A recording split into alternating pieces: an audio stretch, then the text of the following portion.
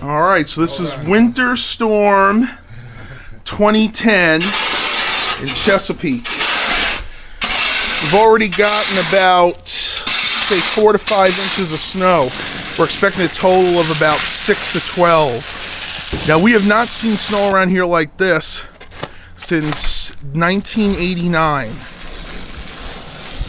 I'll go around. As you can see, everything's pretty much covered.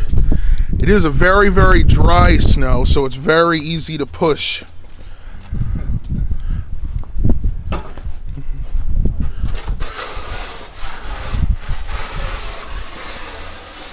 You also see it's very windy out here, the snow drifts.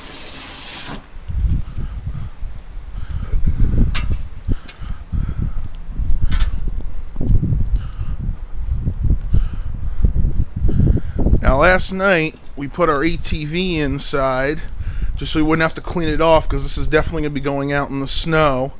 This will be its first run. We're hoping it does pretty good. Oh, and is it my turn? Not yet. Uh-oh.